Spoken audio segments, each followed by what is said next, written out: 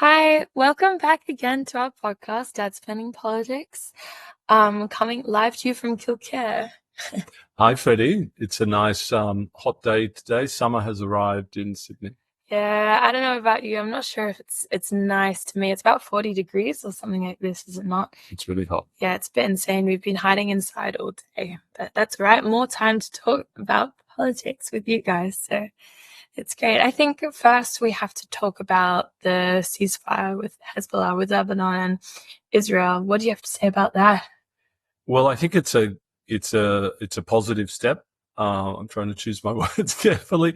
It's a positive step. I mean, any ceasefire, I think, is a great thing. Hopefully, there can be some sort of lasting peace. I think the idea is that Hezbollah will move north in Lebanon, and the Lebanese army will control the south.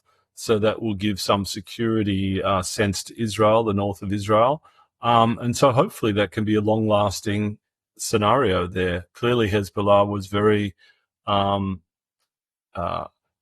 damaged from the attacks from Israel, and so they've decided that's the only way forward for them. So I think it's a good thing because hopefully it will reduce further casualties. Yeah, I mean, I think Biden has been saying that as well, that it was designed to be a hopefully permanent ceasefire. And I suppose that moving the Lebanese army south is also a form of deterrence, right? Showing their strength in case Israel was to invade yet again, on the reasoning of wanting to destroy Hezbollah and continue its destruction. And I mean, it's good for all the people who live there, all those innocent civilians. You got to take the wins that you get. There's not many of them these days. So got to be grateful that Biden has done something lasting that will hopefully speak to the president that he was. Although I think there's a lot of other things people will remember once he's out of office. But he should feel good about achieving that, and then hopefully he can still help Ukraine over the last few months of his presidency. Yeah, hopefully. Yeah, but the only worry, which is still a major worry that I have with this, is the reason why Israel have said they agreed to a ceasefire is just because they want to focus more on Gaza. And we all know what Israel focusing on Gaza means. So that's quite frightening. And I think the world has to buckle down on that and really try and find some solutions. Remember, Trump said he wanted it concluded before he takes office. So that's in February. Yeah, that's true. Before he takes office? Before he takes office, yes. Okay. He wants the Gaza situation concluded. Oh, all right then. So, I mean, now that Trump said that, they're just going to fix it all up. They've just been waiting on his word, apparently. God, the arrogance of some people is insane. He's not even in power yet. He can't even make an impact. Doesn't he want to be the guy who changes the world forever and stops the war, he likes to call it? Yeah, but let's see. It'll be very interesting to see what happens on that front. Yeah, going forward. No, it will be. It will be. And back in Europe, there's some other interesting political news. Bizarre political news. So in Romania, this little-known right-wing candidate for presidency has won the first round of elections. And EU lawmakers are all shocked because they virtually never heard of him. He was not in the polls as a competitive candidate, and then suddenly he won his first election. So there's another election to be held on December 8th. And before that happens, major EU lawmakers are calling for the CEO of TikTok, who I'm sure doesn't even know what's going on. Like, he knows that his social media platform obviously has been used in this campaign, and there could have been foreign interference of some kind. But I think that as a social media platform, you can go in and use it to such extreme lengths, even without getting the people in charge to be on your side and also put their own efforts towards it. Do you know what I mean? Like, you can use TikTok in a propaganda-like way and in a very convincing way, even without getting the CEO of TikTok on your side. But I think that the thing that the EU lawmakers are concerned about, there's hundreds of thousands of artificial accounts generated on TikTok, and the CEO should be responsible for that. They should be responsible for ensuring that the accounts are legitimate and not AI bots from Russia, for example, Yeah, that's generating true. TikTok accounts, because this is what, Russia has a whole team focused on destabilizing Western democracies. And so these platforms need to be held responsible for ensuring that each user is a legitimate user, for example, to avoid these AI bots generating content. And this is just going to get more and more as AI becomes more pervasive in the world. These platforms have a big responsibility. But my worry is how much of that is a legitimate argument? Just the fact that it's a fake account? But what if it was under a real name, a legitimate account, and it was being sponsored by Russia, let's say? Can that be, can, I mean, is that illegal? Like, is that not a, No, it's not illegal, but at least it reduces the scalability of it, right? If you need an individual, a real individual of each account, it's much harder to scale this, right? If you can generate 100,000 artificial accounts and get that message out, that's very easy to do using AI. But if you need each of those 100,000 to be real people, it's much harder to scale it. but it's just terrifying though, because it's getting to the point where I don't think you can distinguish between AI and humans. So you won't be able to stop people from doing exactly this, and it will probably become mainstream. So all the parties are using similar tactics. I mean, why would they not? They're putting themselves at a disadvantage. But that's why the platforms need to sign up to what's called responsible AI, right? And so they have safeguards and controls within this. This is why I say the platform owners have a huge responsibility here, and governments around the world should legislate on this sort of thing to encourage them to do the right thing here. Yeah, definitely. I mean, as far as I know as well, there hasn't even been that many international agreements of any kind around AI. No. And it seems like that's exactly what we should be focusing on right now, especially considering how politics is all shifting in different directions. You know, the right side of politics has made huge gains this year. And even just to monitor that and to be in control of the situation, it's really important for different nation states to come together and have an agreement on how far AI can go. Yep. And you're right, Freddie, but also I think the European Union and the US and Australia and many countries need to be developing their own counter um, capacity to Russia. Why aren't we using social media in the opposing force? I mean, this is the new war.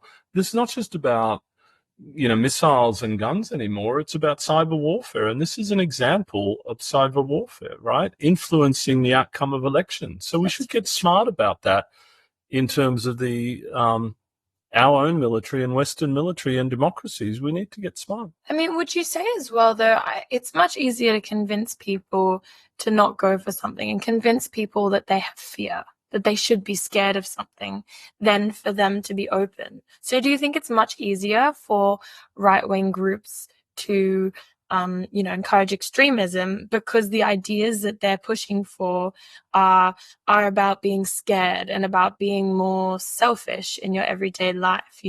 People want to protect themselves, and so it's easy to encourage them to vote for a certain individual. But if you're voting for, more progressive qualities, maybe that's more difficult. I think this comes down to what we discussed around the US election, etc. People blame governments for inflation. They don't give governments credit for lower unemployment and other things. I still think there's arguments and messages you can use to make people fearful of right-wing alternatives, etc., and to take positive spins on this whole thing. I don't think it always needs to be negative. So. That's true. And even though obviously the Kamala campaign, sorry to talk about the US again, I know we've talked about it a lot, but even though the Kamala campaign was obviously not successful, they did make great leaps in some areas, and specifically in the areas of targeting the weirdness of the Republican Party and Trump and Vance, and how they come across as these creepy individuals with no real moral qualities. That was quite effective, and it was effective enough that 48% of the population still did vote for them. They lost, darling. I know they lost. I know that it wasn't they that lost. effective. But I think that in a world where America would never vote for a woman and would probably never vote for a Southeast Asian Black woman, then it's incredible that she even got that much of the vote. I don't think she was ever going to win. Okay. Well, let's talk about another very famous woman as well. We discussed this on the car on the way up yesterday. Angela Merkel's latest memoir is out.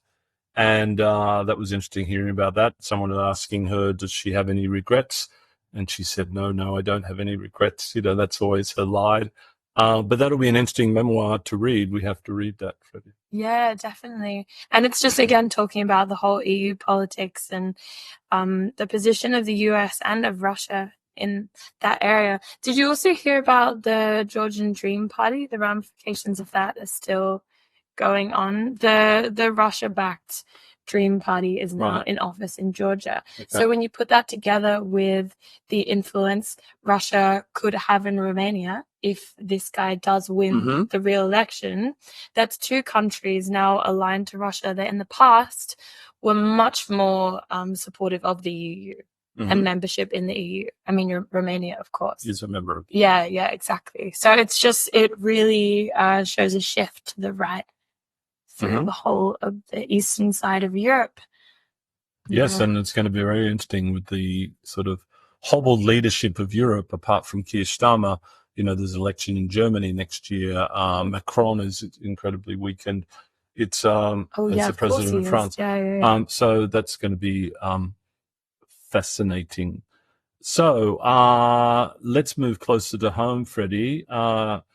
Lots of talk last week of the Australian Parliament this week as it closes for the summer recess, so lots of activity happening. And considering we don't know when the election is going to be, it could be very soon.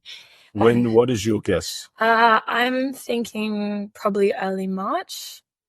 What are you thinking on that? I'm thinking late March, before the Australian school holidays. They generally don't do elections during school holidays. Interesting. Because I don't think the Labor government wants to have another budget before the election, because we are going to be having deficits in the budget going forward.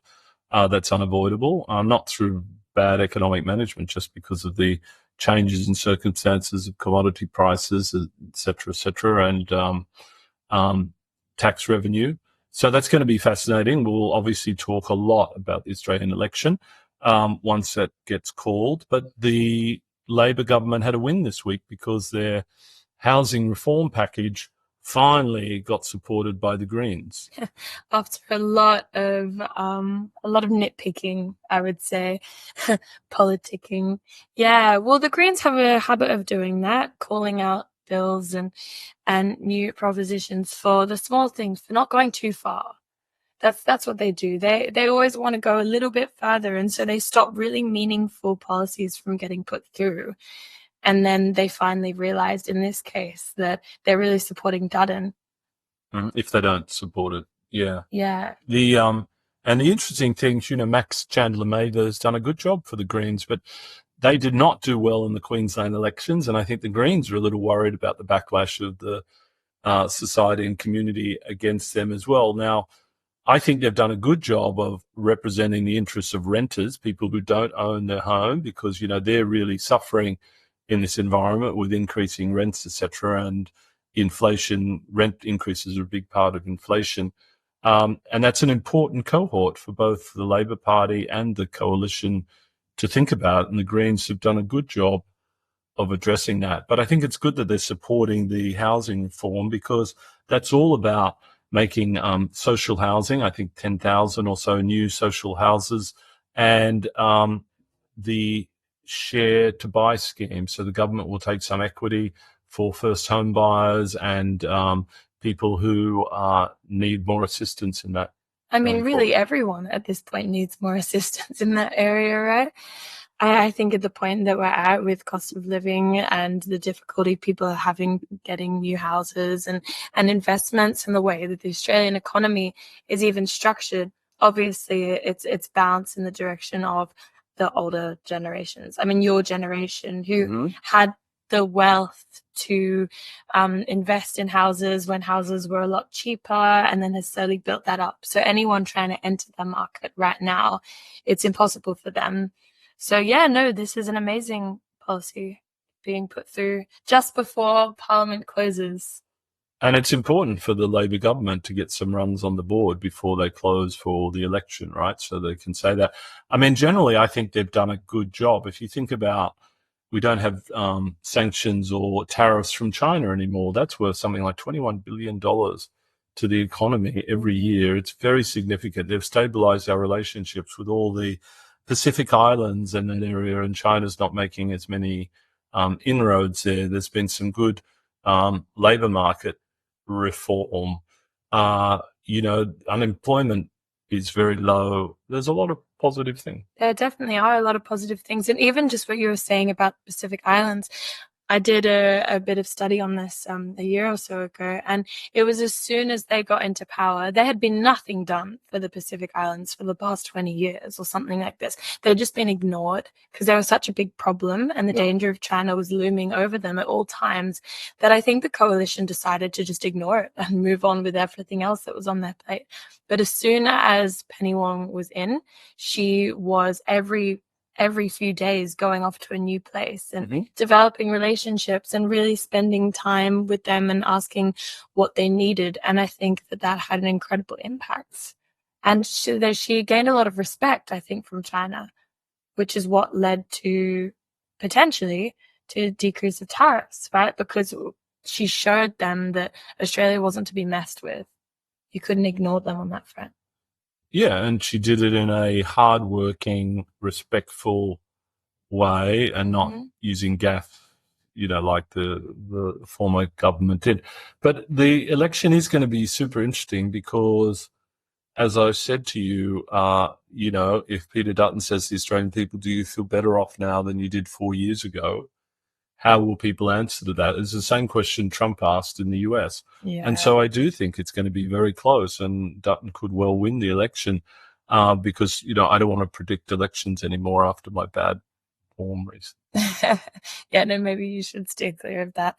I think I would predict it as a Dutton win. I think it would be difficult for him not to win, just given the current state of the economy, the world economy, no matter what Labor had done. And I think Labor did make a few mistakes along the way, which have called attention to other things that they've not done, impeccably at. I know a lot of younger voters were really disappointed in their immediate reaction to Palestine and not speaking up for, obviously for human rights. So there's even stuff like that, which is important to take into account. But fundamentally, the economy is taking a big hit recently, and people get scared and they turn to another option. They want change.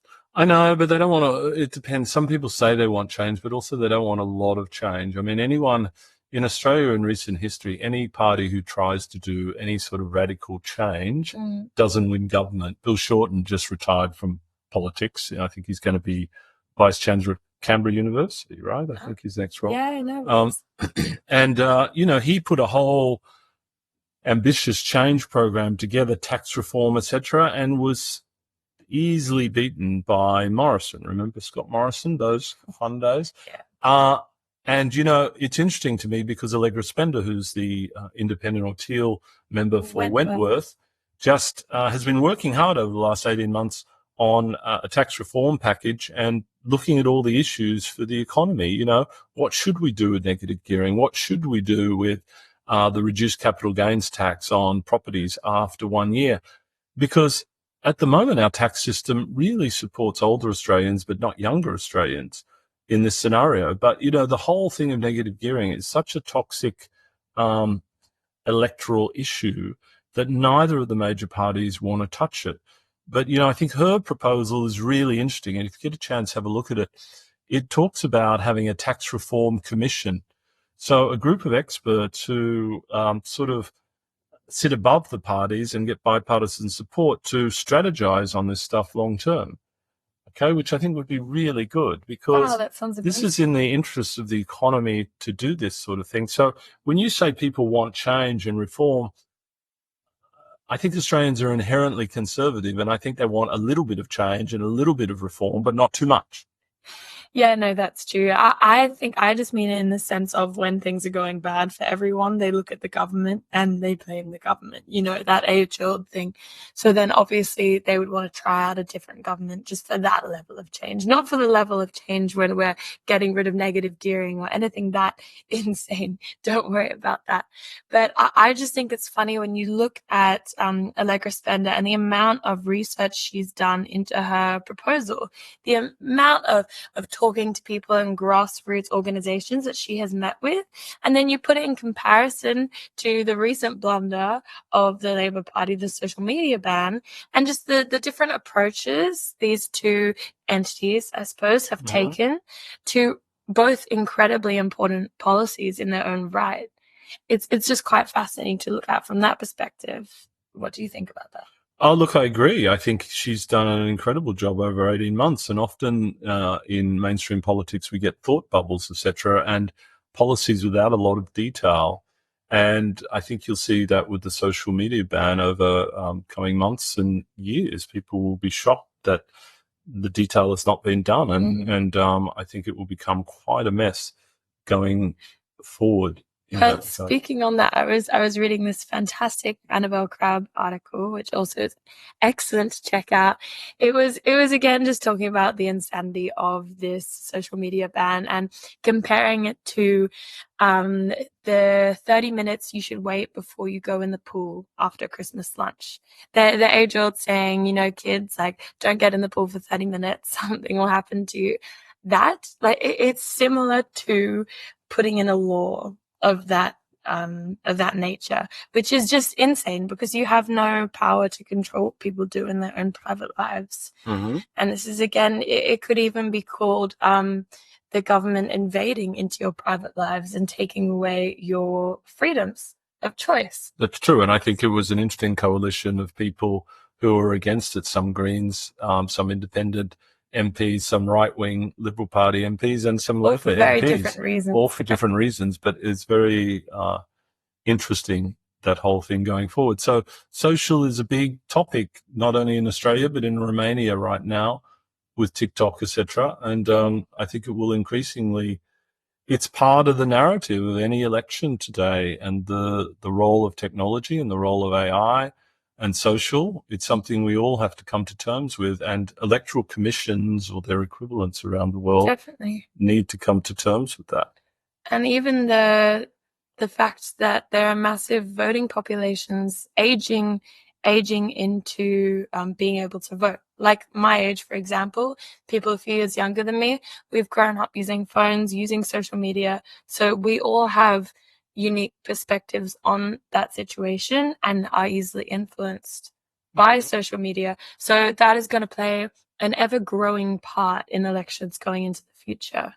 So we will definitely stay tuned on that concept specifically. Anything else you wanted to add today? No, I think that's good, Freddie. And to our listeners, we'd love you to review our podcast, send us ideas you'd like for future episodes. And thank you for following us. We are enjoying ourselves, and we are thinking of topics for upcoming sessions. We'll do weekly podcasts, and we're now on Apple Podcasts as well as Spotify. Thank you, Michael Stoddard, for recommending RSS feeds and for me learning about that. And we're soon going to add some music to the start of our podcast. Yeah. And just a little bit of sparkle to make it more interesting. Exactly. And we will speak to you in a week's time. And in the meantime, stay healthy and happy and enjoy this summer weather in Australia. Bye, guys. Bye.